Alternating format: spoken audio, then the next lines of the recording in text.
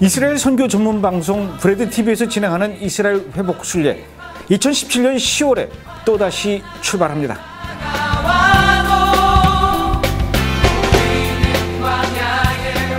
지난 4년간 매년 봄과 가을에 진행하면서 그동안 많은 경험과 노하우를 축적해오며 이젠 명실상부한 명품 이스라엘 회복 순례로 자리매김을 해온 브레드 TV의 이스라엘 회복 순례에 여러분을 초대합니다.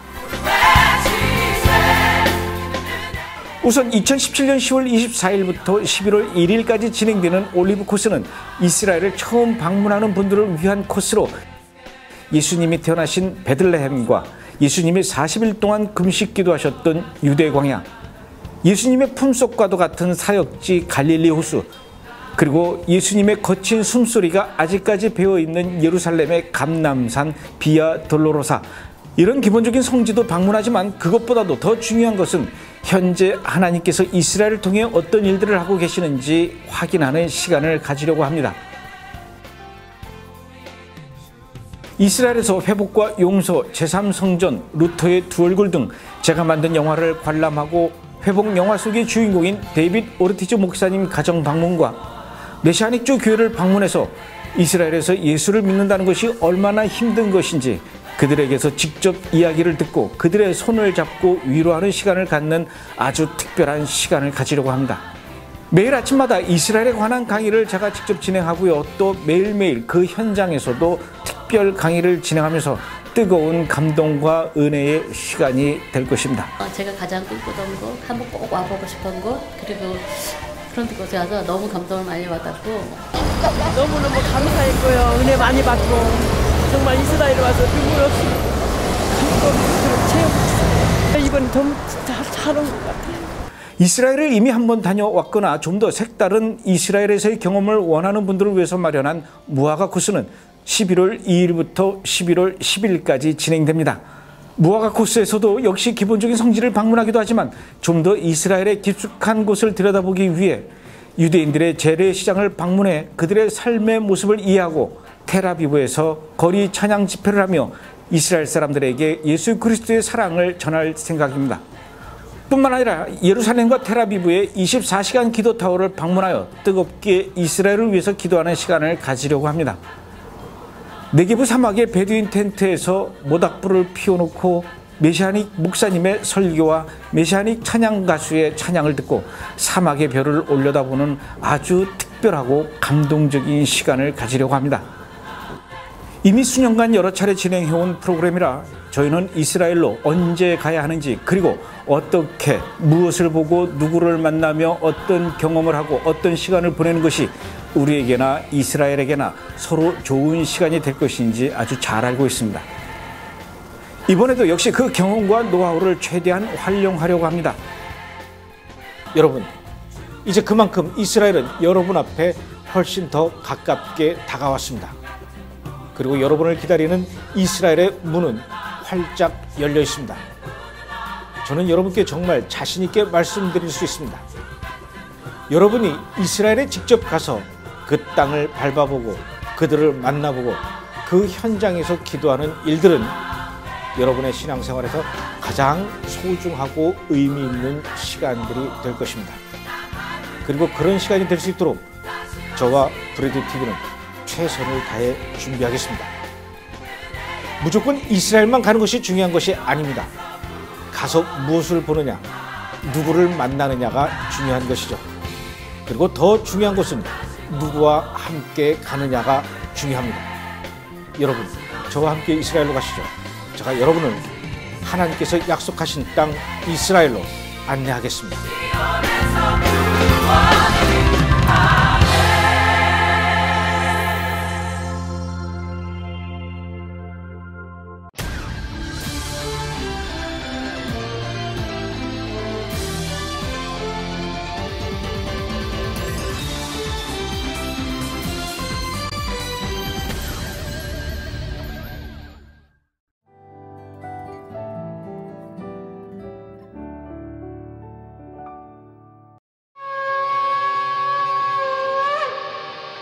This week on Jerusalem Dateline, Trump advisors talk peace to Israel and Palestinians But one U.S. congressman says the idea of a two-state solution may be a thing of the past. Those assumptions are really in doubt, are being questioned. And some of the questions are, what's in the best interest of the people? And a Christian country that's saying no to the European Union's Islamic blackmail. Plus, 120 years since Jewish people decided on a state. All this and more this week on Jerusalem Dateline.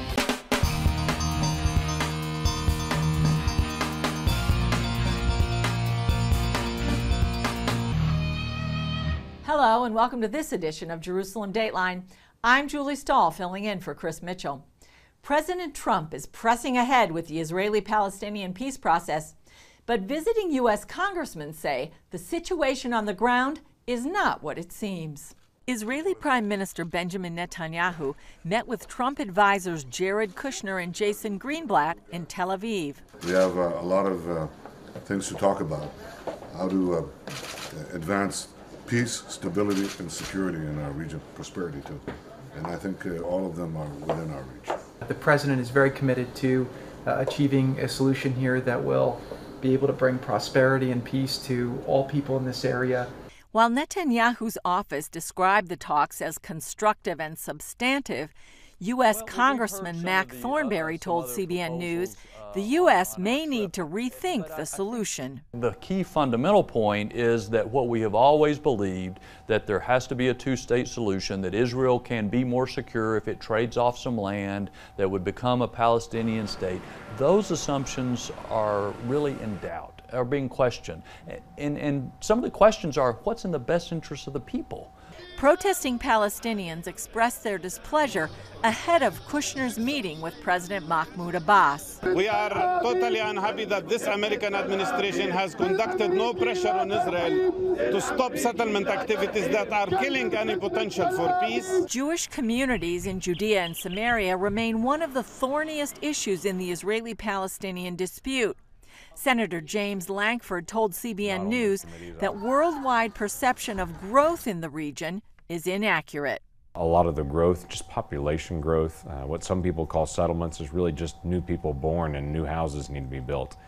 So there's a lot of those new neighborhoods that are coming up, as well as expansion of existing neighborhoods, just to support the population of so many Jews moving from around the world still to Israel, as well as those that are born here, just needing new places. And Lankford says there's more that you don't see in the media. In just a couple of years since I've been in the Samaria area, for instance, there's been a tremendous amount of growth in factories and development. Many of those factories popping up in that area have Israelis and Palestinians working together side by side. Thornberry hopes there's change ahead. If we are creative and think outside the box, maybe that there are new possibilities. And that's in everybody's best interest, especially the people who live in Israel and in the West Bank area. Both congressmen made it clear it's ultimately up to the Israelis and Palestinians to make peace, not the U.S. It's enough to make a lot of Westerners jealous. A nation that has rediscovered its Christian roots, has closed its borders to illegal immigrants, and has rewritten its constitution to protect the family and the unborn. Dale Hurd reports from Budapest on a renaissance of Christianity in Eastern Europe. In a time when most of Europe is in the grips of atheism, there is a nation where Christianity seems to not only be holding its own, but some say is thriving. Imagine a government that is unabashedly Christian, that thinks Christian values are worth defending, that wants to protect and even nourish the family. Welcome to Hungary. Hungary's constitution is explicitly Christian. It says that marriage is between one man and one woman, and that life begins at conception. It even includes the phrase, God bless the Hungarians. Hungary's faith church, with 300 branches, is one of the largest Pentecostal churches in Europe, with 70,000 attenders. And the Hungarian government has taken on the role of protecting Christianity. It's even set up an office to help persecuted Christians worldwide. When CBN News brought to the world the story of Sweden's threat to deport Iranian actress Aydin Stranson back to Islamic Iran, only one nation stepped up and offered her asylum: Hungary. The Hungarian government says taking in persecuted Christians is our moral and constitutional duty. Hungary wants to protect the European values, the European Christian and Jewish values. Hungarian policy analyst István Poda says Hungary has only returned to its roots as a historic bastion of Christianity, dating back over 1,000 years and despite almost 200 years of Muslim Ottoman rule, and after World War II, Soviet communist domination. Secretary of State Zoltán Kovács. You have to stick to your traditions and legacies. Europe's legacy is a Christian legacy, not necessarily in a religious form, but most definitely in a cultural form. And it's this belief that has Hungary locked in a battle with the European Union over migrants. Mr. Orbán has accused the EU of trying to Islamize Europe, and Hungary has infuriated Brussels by building a fence to keep illegal migrants out. The European Union is ticked because Viktor Orbán has told Brussels to essentially take a hike when it comes to open borders. Hungary has seen the terrorism and chaos caused by migration in Western Europe and has said, not here. The European Union has even gone to court to force Hungary, Poland, and the Czech Republic to take in migrants. Mr. Orbán has accused Brussels of blackmail. Securing the borders to stop illegal migration is indeed a solution, and is the only way actually to reinstate law and order at the borders of the European Union, and not the other way around. Kovács says it matters that most of the migrants trying to enter Hungary are Muslim, and he says Western European nations are paying a heavy price by pretending that Islam doesn't matter. We've been living together or living close to Islam for centuries in the past, and we all know about it. So that's why it does matter who is coming and in what manner people are coming. Orbán is often portrayed in the Western media as sort of a version of Vladimir Putin, an undemocratic strongman. In fact, at an EU summit a few years ago, the European Commission president reportedly greeted Orbán with the words, "Hello, dictator." Hungary is certainly not a dictatorship, but Orbán's critics accuse him of corruption and using the instruments of government against his political opponents, including the recent billboard campaign against billionaire George Soros. What we see today in Hungary is the shameless use of public money, of tax money, to formulate pro-government messages. But Orbán, a man who even his critics concede is a skilled politician, doesn't have a serious political rival. He will probably remain in power, meaning Hungary's standoff with the European Union over migrants is likely to escalate. But it also means that Hungary will continue to have a government that thinks Christianity is worth protecting. Dale Hurt, CBN News, Budapest. Coming up, marking a key event that played a major role in the birth of the Jewish state.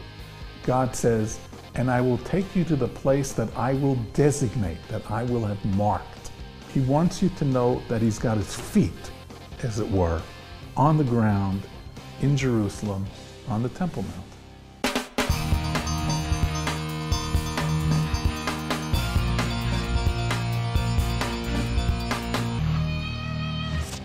As Israel approaches its 70th anniversary of statehood, a key event in Switzerland more than 100 years ago was instrumental in the birth of the Jewish state. In 1897, Jewish leaders from around the world gathered in Basel, Switzerland, to discuss the idea of a Jewish state. They were trying to combine the practical with the ideal. The ideal was to establish a Jewish state, but there were already practical steps on the ground. Historian Michael Widlansky says Jewish pioneers were already here trying to farm the barren land. Theodor Herzl said, "We need a state." And he predicted that in 50 years from 1897, there would be a Jewish state. And sure enough, there was. Herzl, a Viennese journalist, initially believed the Jewish people should assimilate into the Christian world to be accepted. That changed after he witnessed rampant anti-Semitism in France. Herzl then wrote about the idea of a Jewish state. On August 29, 1897, he opened the first Zionist Congress, declaring they were laying the foundation stone of the house that would shelter the Jewish people. The Congress wanted to set up an idea, a program. They called it the Basil program. It was a very starry-eyed program, but with its feet on the ground. According to Widlansky, the initial goal was the organization of various Jewish groups worldwide. They wanted to get them together on the same page, organize financing, organize transport, continuing organization for bringing people from many, many countries, different languages, into this faraway country that was mostly desert. And again, they succeeded. He said the name Zion pointed to the importance God himself put on this place. It comes from the Hebrew term Tzion. Tzion literally means the place that God made his mark. He signified it. God says, and I will take you to the place that I will designate, that I will have marked, which I will have chosen. That is Zion. That is God's place on earth where he chooses to be recognized. Of course, he's everywhere. But he wants you to know that he's got his feet, as it were, on the ground in Jerusalem on the Temple Mount. And in just 50 years, despite Russian persecution, 2 world wars, and the Holocaust, Israel was reborn. Visitors to Jerusalem often place written prayers in the cracks of the Western Wall. Have you ever wondered what happens when those crevices get too full? Here's the answer. 10 million people visited the Western Wall last year. Many of them tucked prayer requests between the ancient stones. This wall is very famous for Jewish people to come and to pray and to put requests even in writing to God. And this is a tradition for thousands and thousands of years. This is the retaining wall of the plaza of the Second Temple from 2,000 years ago. When King Solomon dedicated the first temple, God said his eyes and heart would always be there. That's why traditionally Jews and those of other faiths put their prayers in the wall. If they can't make the trip, they send their requests via post, email, or even text. So what happens when those cracks get too full? Twice a year, the prayer slips are removed from the old stones. Western Wall Rabbi Shmuel Rabinovich says no one reads the papers because they're notes between man and his creator. Workers collect the notes, bundle them in bags, and later bury them in the cemetery on the Mount of Olives. According to Jewish religious practice, it's forbidden to destroy anything on which the name of God is written. That means these little prayer slips are treated with the same respect as worn or damaged Torah scrolls and prayer books. Up next, a Jewish man who found refuge during World War II in China and in God. And my father told me that the Word of God kept him alive.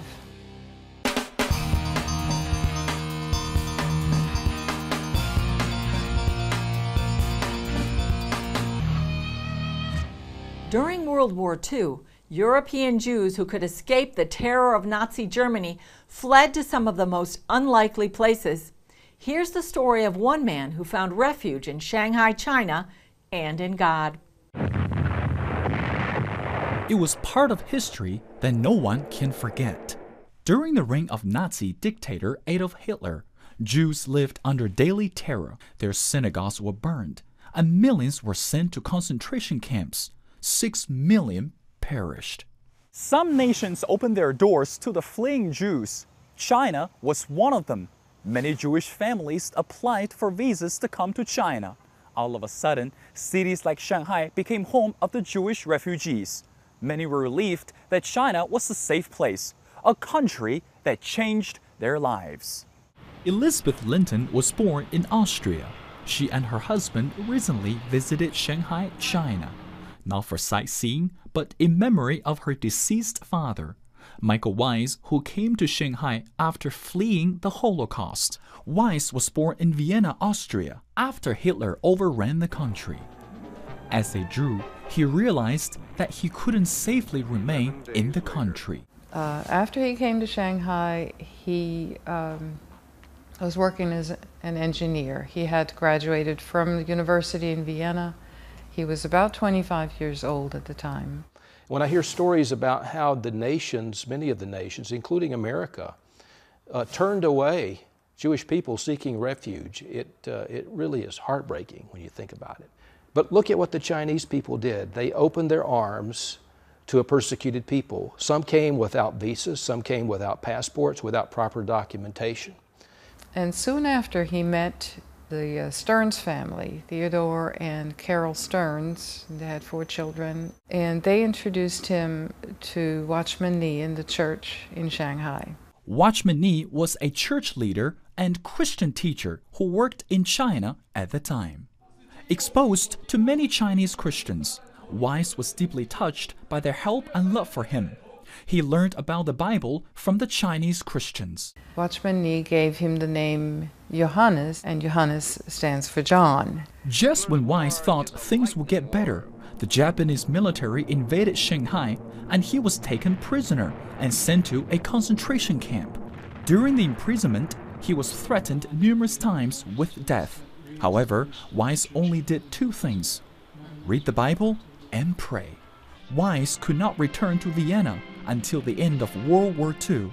He immediately started a new life. And he prayed. I have many prayers that he wrote down for his children, that we would come to know God early in life and embrace the faith in God with all our hearts. Today, as she walks around the Shanghai Jewish Refugee Museum, she was drawn to all the memories here. It made it real that he was here, and especially the name of John that was given to him. Johannes Michael Weiss passed away in 1983. With a degree in theology studying, he never stopped giving praises for the Chinese who introduced him to the Lord. And my father told me that the Word of God kept him alive. Meng Fei Li, CBN News. Coming up, archaeology from the early church and the Bible. Finding something like this is so far the height of my career.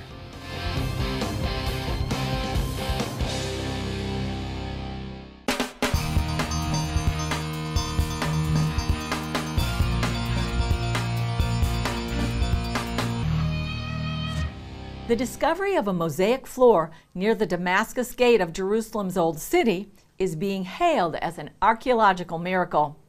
Here's what Israel Antiquities Authority archaeologist David Gelman had to say about the find.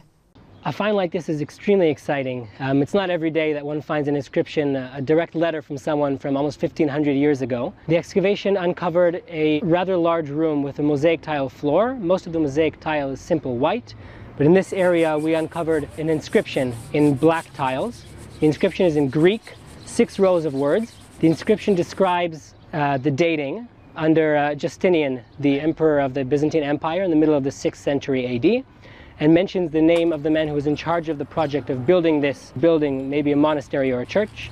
His name is Constantinius. The same man is mentioned in a separate inscription inside the Old City in the Nea Church, the new church of Mary Mother of Jesus. This teaches us that Constantinius was in charge not only of that single church inside the walls of the city, but also of a complex of churches and monasteries, of which many parts have been uncovered outside the walls of the city. The area here has been the subject of many salvage excavations, among others before building a petrol station and a large city road.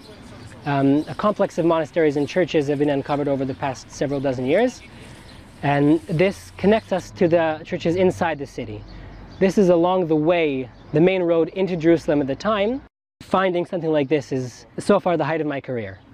Further north in the Galilee, archaeologists believe they've uncovered clues that lead them to the place of biblical Bethsaida. Take a look at what you can see on our social media channels.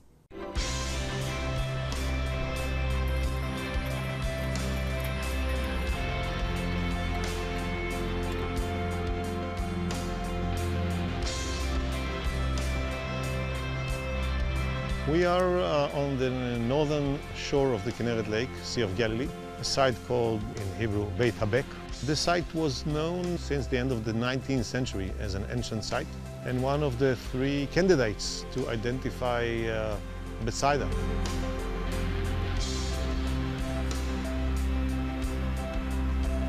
And a bathhouse is something that leads us to the understanding that we are within some kind of a city. Though the dig here is very small, it immediately hinted us to suggest that we discovered the city of Julius. Now, what is the city of Julius? We were talking about Bethsaida. Josephus Flavius, the Jewish historian in the 1st century, tells us that King Philip, the son of Herod the Great, who ruled from here to the Golan, towards Damascus, decided to upgrade the village of Bethsaida and to make it a polis by the name of Julius.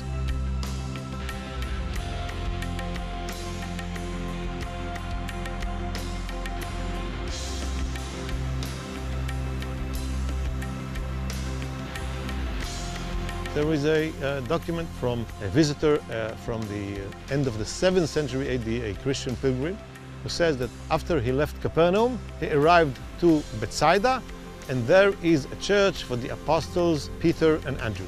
So for the Christians in the 6th, 7th, 8th century, it was still called Bethsaida.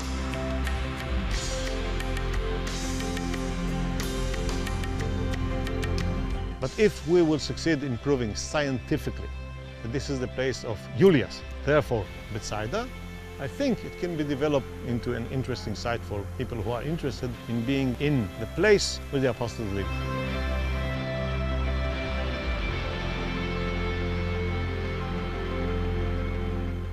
That's all for this edition, and that wraps up our 6th season of Jerusalem Dateline. Thanks for joining us. Remember, you can follow us on Facebook, Twitter, and Instagram. And remember, the God who watches over Israel, and you and me, neither slumbers nor sleeps. I'm Julie Stahl. We'll see you next time as we open our 7th season of amazing news and features on Jerusalem Dateline.